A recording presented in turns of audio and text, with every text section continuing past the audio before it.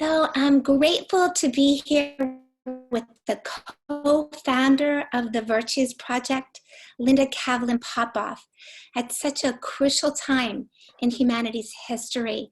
And we're going to be talking about how the Virtues Project's 5 strategies and the Virtues cards can be used for healing, connection, and overall well-being. So welcome, Linda. Thank you. How about if we start with a virtues pick? That sounds wonderful. And I just want to reiterate that this is a time we have never experienced in history, in our recorded history. And we need hope as we move through this crisis. So my hope is that these talks that we're having, these strategies and tools we want to offer can really be of help to everybody.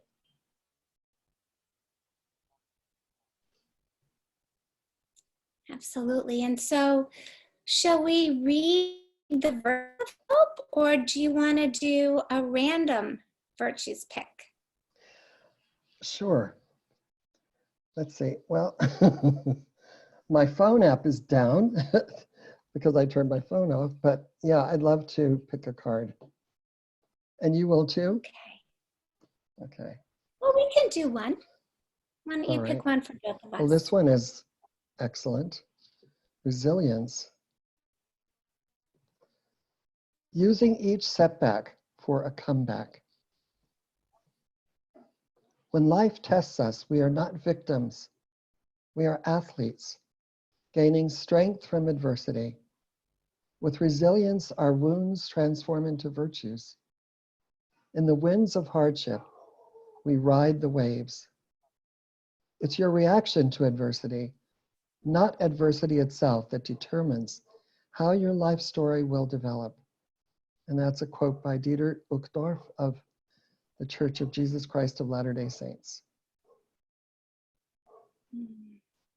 Boy, does that ever speak to our time right now? How does that speak to you, Tara? Yes. So, Linda, I appreciate your thoughtfulness asking. Resilience is absolutely, I think, the essential card right now. We're really focused on helping people, first responders, people in emergency departments, people on the front lines, put on their oxygen masks, keep them on so that they can be of service to others. And so there's waves and waves of heavy-heartedness happening right now. Of course. So I think that resilience is just a beautiful invitation and reminder that we are strong, and that when we stay connected to ourselves and with one another, that's going to give us the strength to ride things out. Absolutely. You know, in my experience with trauma, which is now happening everywhere, people are very scared. They don't know what's going to happen. You know, there's all this fear going around and rumors going around. How do we move forward? How do we ride the waves with resilience? And the best way to get through a crisis like this is to say, what can we do to be strong, to feel the fear and move forward with courage? And so I'm really thinking about my own experience in the past with trauma at hospitals in New York where I've worked, and particularly in the First Nations of Canada across the country where I worked with people who were severely traumatized. And some right in the middle of a trauma where there had been multiple suicides in a community. So I'd love to share some of that. But this card, resilience, how do we use this setback for a comeback? And I think if we realize that we can gain strength from adversity by using our virtues, thinking of others, tapping into our compassion, practicing gratitude, and really in many ways circling up with one another, that's the best way. Yeah, thank you for your openness, sharing that really thoughtful way to connect with the virtue of resilience and the other virtues and the importance of us circling up and connecting. So, and I just want to say, Dara, what I want to honor in you is your idealism, to have the idealism to focus on the positive at a time when there is so much trauma and so much fear. Thank Really you. appreciate that. That's kind of you. I think, that's when what we focus on expands. And when we can focus on strength and courage and idealism and resilience, then I think that's going to help to keep us going. Sure. So given your incredible experiences and how you've served humanity all over the world, I'm wondering, focusing in on healthcare providers and people on the front Yes. line, Linda, how can the Virtues Project 5 strategies be used to give them strength, to Yes. put on their oxygen masks, and then also to serve others? I'm thinking that they may take you quite literally with the oxygen mask at this point. So you're referring to what the steward or the stewardess says on a plane when we used to fly all the time, saying, if you have someone with you that needs help, put your own mask on first. Otherwise, you'll be lost and they won't have anyone to help them. And so, especially for our first responders and our healthcare workers, they face a trauma that is different than everyone else's because they are constantly exposed to the most critical care needs and to the worst case scenario. And their life is always at stake. So they have to be careful about keeping themselves healthy. So I'll share something from one of the places where there was more trauma than I had seen anywhere else, probably in my world travels. And that was right in the Yukon in northern Canada, where a group of First Nation Indigenous workers were the first responders to the constant suicide threats and loss of life, the suicides, the starvation in some villages, the violence, the family violence, the sexual abuse. They were dealing with everything. And they were so close to burnout, like all of them were about to resign. They just couldn't take it anymore. It's like they were walking, carrying that, as they put it, that heavy pack on their back. And they couldn't carry it anymore without help. So what I did was I taught them the 5 strategies of the Virtues Project. And their first role with that, their first application, was amongst themselves. And so they created healing circles of 2 or 3 in their staff every single day for months. And they said nobody left. They'd never been so effective. They never felt so strong. But here's what's involved. Shall I just go into the, okay. Yeah, absolutely, please. Thank you. So helpful. strategy one is to speak the language of virtues. And that means that particularly when honoring another person or acknowledging them, you will use a virtue to say, this is what I see in you. And so it ignites the person's self-confidence and their awareness of who they are. So whenever they would have one of these healing circles, whenever anyone finished sharing, they would then, the rest of the circle would honor them for a virtue they saw in them. And it's like when you empty your cup, you feel somewhat empty and you're so vulnerable. And when you're vulnerable, one of the greatest ways to respond to that vulnerability is to fill that cup back up with virtues. I see your strength. I see your courage. I hear your compassion and empathy for the people. And it's also a way to call people to the virtue that they need. And so they would use this with their clients and to say, you need to use your self-discipline. You need to separate yourself from your daughter if you're not able to control yourself. You need to use your self-discipline to cut down on your drinking, whatever it was. And mostly it was hearing those acknowledgments to each other and then of course to their clients. So Yeah. Go ahead.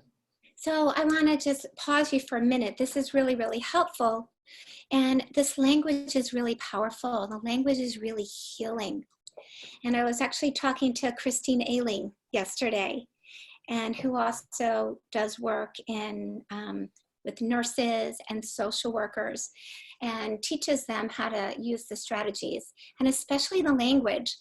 And what we were discussing is that when healthcare providers, people on the front lines, even families get into a huddle, right? They Yes. circle up on a regular basis, randomly do a virtues pick, shake their phone with the virtues card app or take it out of their packet, read it, and just be present for 3 Yes. minutes, and then give acknowledgments to one another of virtues that they have seen either yesterday or hope for today.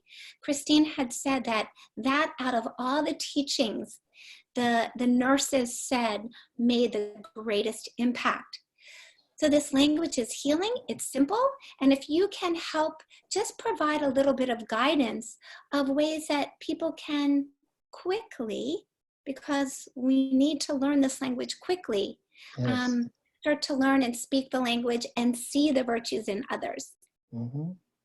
Well, one of the things that I've taught to nurses and physicians especially in emergency situations, is to buddy up.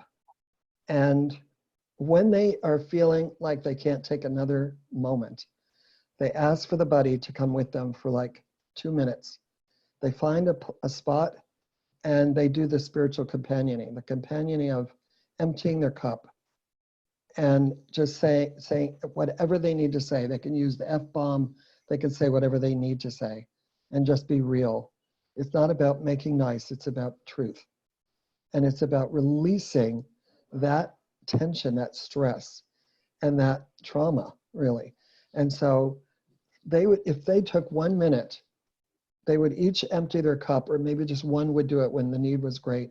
And the other person's responsibility was to listen, no advice, just listen with compassion and detachment so that they could be present to each other.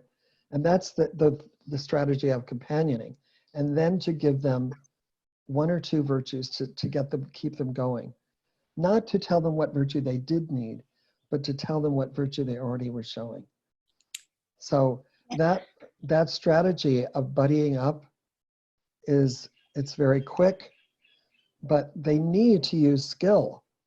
They need this language of virtues. They need to recognize that it's a teachable moment for how to respond to each other in this kind of situation. And they need clear boundaries around how much time are they going to spend, even if it's 30 seconds, 1 minute. And then they're honoring the spirit whenever they actually sit down, as you said. They do that huddle, they do that healing circle in their families, in their staff meeting, if they even have time for one. And they do the virtues picks. And then finally, it's so they're honoring the spirit, and they're companioning, which is to listen, be completely present with sacred curiosity to what the person is saying. No need to rescue, no need to save them or change their feelings, simply to honor it and lean into the fear, lean into, the pain, and release it. It's kind of like acupressure. You push on it and it releases. You let it be and you let it go. And the virtue acknowledgement, which is the language again, is the way the healing really takes place. Because you're replacing those feelings with an awareness of who you really are. You are, I see your kindness, I see your compassion. So really, it's a powerful tool, very simple and very powerful. Yeah, beautiful. Oh, thank you. That was so helpful. How you brought all the 5 strategies together to share how really that's the 1 minute companioning strategy. Yes. Oftentimes when we teach companioning, we take 3 hours to teach it, but really it could be as simple as what's on your mind and heart, let it go. We got 1 minute, and then, hey, I see your strength. I see your commitment and your courage being here every day. Yeah, Done. exactly. Right. And so that makes me think of something else.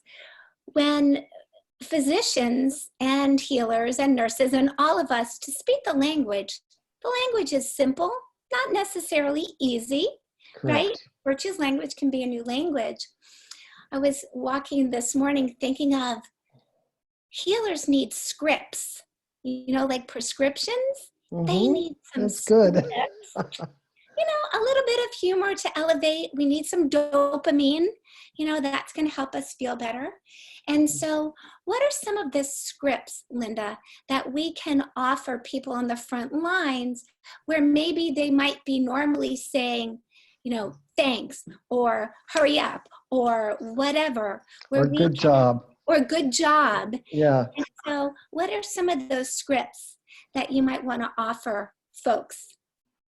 Well, like for example, if a doctor and nurse are together and they're actually doing a treatment on someone and it's taking a long time, either one of them could say to the other, "You're really showing endurance here."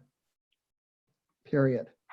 Doesn't have to be long. In fact, if it's short and sweet, it's more powerful as long as it's accurate and it's in the context of what they're doing.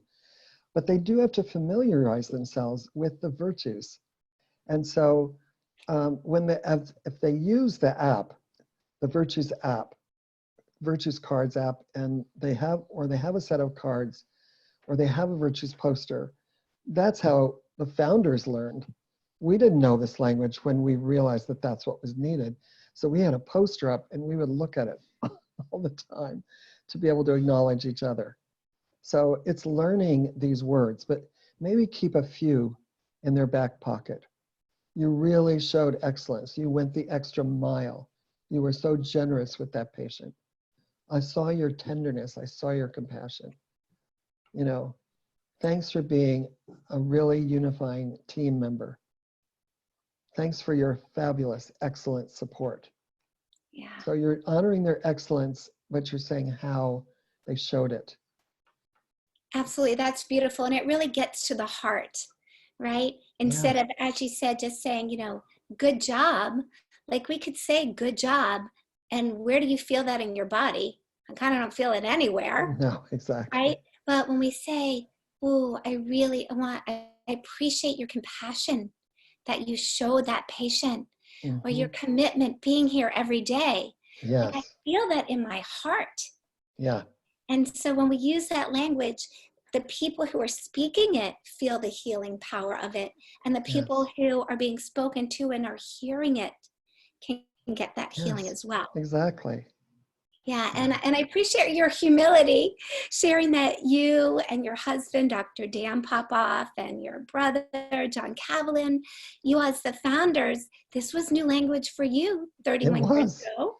Absolutely. And having the list and having the posters, how comforting to see the virtues, those universal positive qualities of character in the emergency department, in the hospitals, in the doctor's office, in the ambulances, everywhere. Yes. Well, you know what some people are doing in different parts of the world is they are actually blowing up some of the cards and putting them on the wall. So I think some of the most recent cards, like resilience, just sitting up there saying using each setback for a comeback it just plants the notion. When we were living in Aitutaki Cook Islands, the hospital there asked for some of those posters, and they had them up all over the waiting room. And the main one they have is patience, because there people just come and sit. Well, they do in our ERs too. But so they had patience, trust the process. And it's just very quick little sparks of light that are part of the ancient light that comes from all the sacred traditions that have from the beginning of recorded books, where we have inspiration from these ancient sources. So we're trying to make this sacred knowledge accessible in everyday life. And there's never been a more important time for us to Absolutely. all use them. Totally agree. Our son Jake, Dave and I are working together, and we're working with our son Jake, who's getting ready to apply to medical school. And he is Mr. Science, right? Science, science, science, Yes. science, science.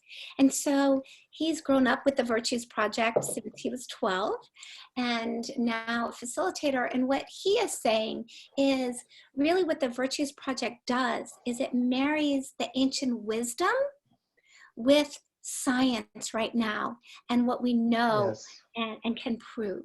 So God bless you guys for being so committed to bringing out the best in everyone and addressing that lack of meaning and purpose so many years ago, and Yes. and creating the grassroots. And so one of the other questions that I have is, Linda, what are some quick tips and maybe daily practices that people can use during this time? Well, I think honestly, um, one of the practices to honor their own spirit is if they're in a place where they can walk in nature, whether before work or after work, even if it's 5 minutes, go out there and breathe that air. You know, have a mindful walk or run, but take care of your body. So that is one of the things. They need to stay hydrated. They need to practice compassion for themselves first. Like they say on the plane, put your own mask on first. Drink in that oxygen. I think the other thing is that to have a way of honoring their spirit, to one of the greatest things that has happened is when, thanks to you and Dave, the virtues cards have been put on apps that people can use on their phones. Just, you know, get the virtues cards up on their phone, and all you have to do is shake your phone on that app and up pops a virtue to guide you for the day. Now I do this every day, either with my set of cards or with my phone. And the great thing about the phone is when I'm out, well, I used to be out having coffee with people. Mm-hmm. Now I'm on the phone with them or on Zoom with them, but to shake the phone and just call on a virtue. So I think those are quick tips for starting the day right. Read something that inspires you. You know, there's things you can download that a meditation. Practice mindful meditation. So breathing out, breathing in. You know, and as you breathe in the virtue that you received that day. Mm-hmm. And as you breathe out, you picture it going out to the people you love, to a wider circle of your community, and to the world. I think we all need to pray for the world in whatever way that is for us, to send out good vibes, to picture this tiny planet in the midst of this vast universe, healing. And one of the things to practice that is most important, Dara, is gratitude, because gratitude is the antidote to anxiety. Mm-hmm. So if you just pause, say, what are 3 things that I feel grateful for this morning? I got up. Some of us older say we're on the right side of the grass, the green side of the grass. But it's to practice gratitude, even in the midst of this, that I have the strength to help others. Mm-hmm. Thank you for that. Thank you to the virus for clearing our streets and clearing our skies and helping us remember, even, you know, for example, in Beijing, what blue skies look like, because they haven't seen them for years, really. Yeah. So there's so many things that we can be thankful for, and be thankful for the people around you. Absolutely. That's beautiful. And the gratitude, that practice of gratitude, there's so much science behind how healing it is. Yes. And it was really important for Dave and I to be able to create the app so that people could express their appreciation, acknowledgments, and share. And so I'm just going to go random. Let's see what comes up. Oh, excellence. So here's an example of how we can use the app to practice Mm-hmm. gratitude. I don't know if you can see, but in the top right-hand corner, Yep. I can click on the arrow and it brings up my social media. And Yes. now I can text the excellence card to you, Linda, and Yep. give you an acknowledgement. You know, I can say, Linda, I'm really grateful for the excellence you showed in sharing how we can use the Virtues Project, 5 strategies, and the Virtues cards to really create a culture of healing, not Yes. just on the front lines, but for all of Mm-hmm. humanity. And I can press send and it will go Yes. to you. And Yes. so I feel better, you feel better, and then it's a way to pay it forward. So I Exactly. think that Dave and I are going to start something called the language uh, rewind. Dave and I are going to start a campaign called Share the Love, LOV, Language of Virtues, where Mm-hmm. people will be able to share the love and help virtues go viral. You know, I have to say, Dara, that I've been using the app in that way even more since this crisis has accelerated. Because what's happening now is that, and one of the things to be grateful for is it's forcing all of us into a pause. And I think it's a holy pause to really Mm-hmm. reflect on what can we do to keep our families safe, ourselves safe, but also how can we reach out to others who need our help. And one of the greatest ways to cheer someone's day, to really uplift them, is to send them an acknowledgement with that Virtues Cards app. I love doing that. I'm doing it all the time. And Yay. people just are thrilled to get it. Yeah, thank you. No, I appreciate your enthusiasm for that, for your generosity of spirit and just purity of spirit, creating these, you know, doing the research, you and Dan, Yeah. writing the cards, John using his Disney Imagineering to create the beauty of them. And then just recently, you and Dan creating the sunset meditation cards. Yes. They're so beautiful. And so I'm wondering if you have any other guidance or anything else that you want to share in particular for folks, you know, who are healthcare providers, practitioners, people on the front lines right now. Well, you know, one thing that occurred to me this morning when I was having my routine of reverence was that many of these healthcare professionals have families and children. And when they get home, I'm sure they are absolutely exhausted. And yet the children have been in the house. Most people are on self-isolation. And what are the outlets that these kids have? So I would suggest that after a rest and a nice drink of whatever restores you, you know, iced tea or whatever, that families come together and have a sharing circle where they do a virtues pick together. They say, how was your day? What was a thorn and what was a rose? That this circling up that I'm actually going to be talking about more and more happens in the family too, because Mhm. anytime the parents are sitting there focused on their children, they will be calmer because they're just drinking that in. You know, they're picking up on the anxiety. So they need a place to express that. One of the things that we have in the Virtues Project Educator's Guide, because there are several books that I've written about applying virtues, and that's one of them. There is a game called the Sad, Mad, Glad, Scared game. I think we all need to be playing that because you Mhm. mix up the cards, you make them yourself with a happy face, a sad face, and so on. You put the word on the bottom. You, you know, mix them up, and each person takes one from the top and says, I feel sad when Daddy goes to work and I don't know if he's going to get sick. And we let it be. We honor that cup emptying because they're getting to the heart of the matter when we companion each other in a circle.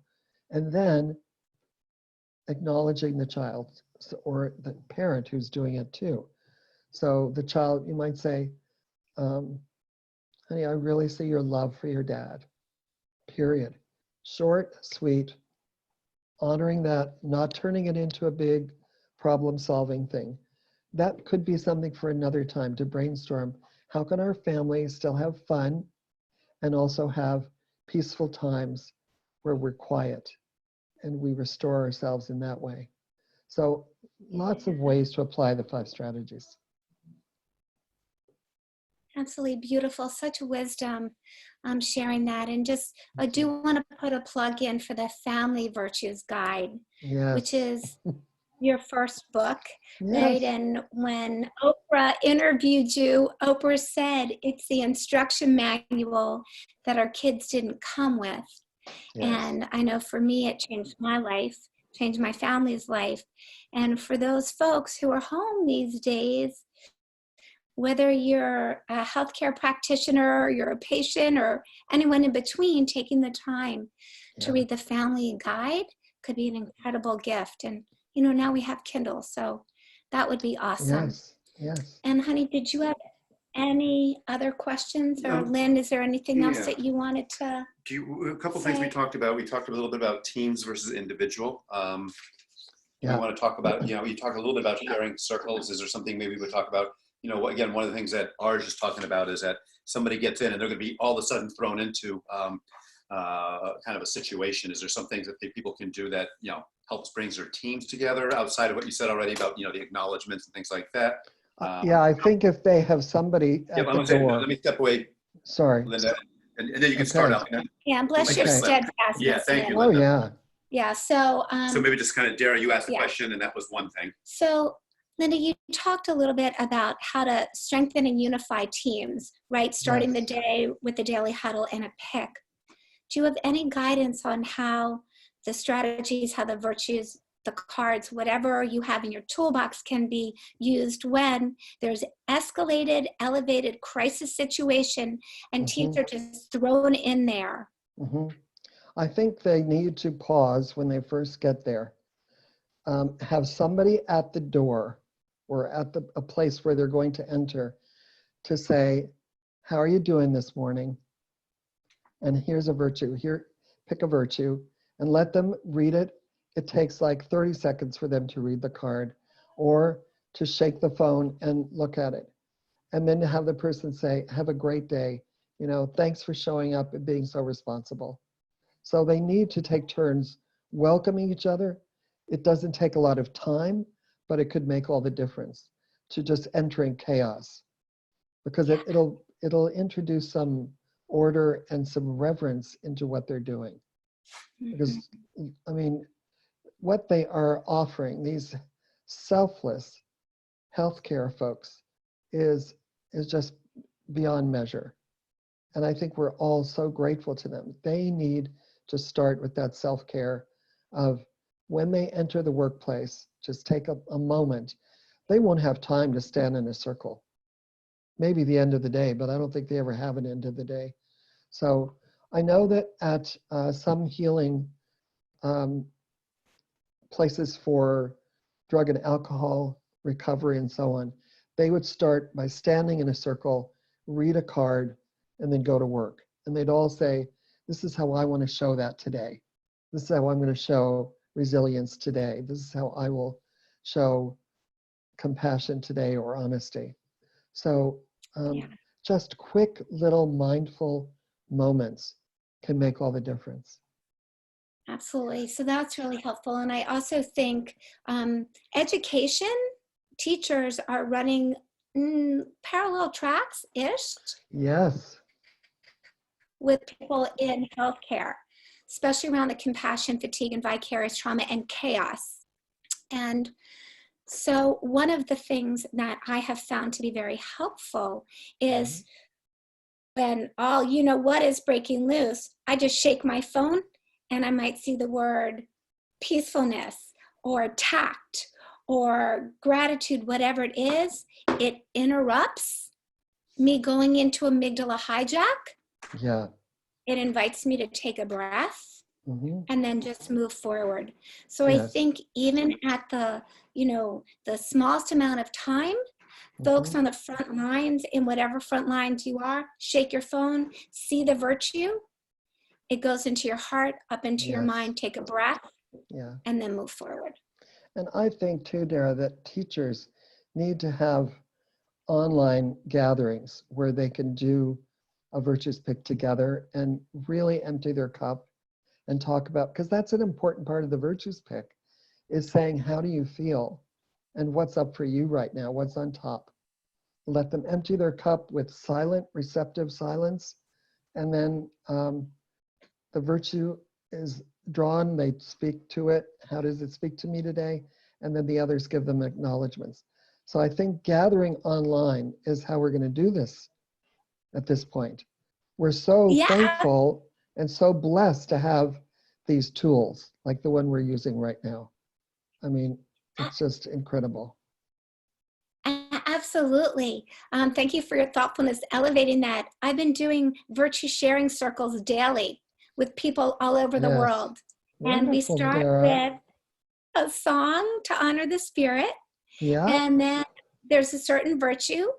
And then people introduce themselves, where they, their name, where they from, and are they really for that day. And then I break them into rooms online, and they do virtues picks. Yeah. We come back, what was meaningful, and we end with gratitude. Excellent. And so everybody can circle up that way. Exactly. And maybe the healthcare practitioners on their days off, if they get any days off. Yes, good idea. And first responders. Yes, because we need to come together when there is crisis. We need to be the change we wish to see in the world. And part of that is, how does this world unite and share our resources around all this? This morning, I woke up with the awareness that generosity is calling to all of us. What do I have to give others, and what do I need to ask for? For example, Dan and I are moving to another apartment soon here in Hawaii, and we're not really strong enough to carry the big chairs and things like that. So we have friends that are coming to help us. We'll try to stay 6 feet apart, seriously. I'm taking the social distancing seriously, while at the same time doing lots of social connecting online. So, but we need to ask for what we need, have the humility to do that, but also the generosity to share what we have. And we all have attention to give each other. So just listening to someone saying how scared they are is very, very empowering and healing. Beautiful. That's a wonderful practice. I want to really honor you, Dara, for your initiative and your innovation in doing these kinds of gatherings. I know you're doing lots and lots of them lately, and that's what we all need. Well, that's really kind of you. I learned from the best. That would be you. So grateful for your generosity of time today, Linda, for your generosity of spirit, for your just exquisite compassion and wisdom, sharing what you've learned, teaching us. And I know that this little bit of time together is going to just be so transforming for so many people. Well, I really hope it's useful. And I know that if they apply even one of these 5 strategies, it's going to be very helpful to them. If they speak that language of virtues to the ones they love or the ones they are working with, it will make all the difference in the world. It's going to change the energy around them. So we all need to create these circles of protection and positivity around us, no matter what we're having to deal with. And God bless their sacrifice and their selflessness. Yeah, absolutely. And my last thought, because you inspire me to just have so many meaningful thoughts, is spraying them with detachment spray. Yeah. So that when people are scared and they're elevated and they're not able to find their kind language, Yes. that they don't take it personally. And that they're still there, being able to focus with excellence and do their best for compassionate care. Yes. We should actually have a little question about what do you do when somebody is out of control? How do you companion someone who's angry, who's been waiting too long, whatever it is, who's scared? How do you companion them? And it's very important, really, to meet them right where they are and use the same volume of voice that they're using. It sounds very counterintuitive because you want to calm them down. All that does is make them feel worse and misunderstood. And so meeting someone right where they are, if somebody's yelling, yell with them. What's going on? What's happening to you? Let them tell you, and their voice will come right down. And as they come down, you come down. So it's meeting people right where they are, getting to the heart of the matter. What is it? And not what's wrong, but what's going on? What's happening? Tell me. I'm here for you. Instead of trying to suppress them, because that does the absolute opposite. Yeah. I'd love to see that's this go out to the police because they need to understand this strategy of companioning in a crisis. Companioning as a de-escalation strategy. Yes. Thank you. And also, meeting them where they're at and using the word what, not why. Oh, yes. Why are you so upset? Why are you angry?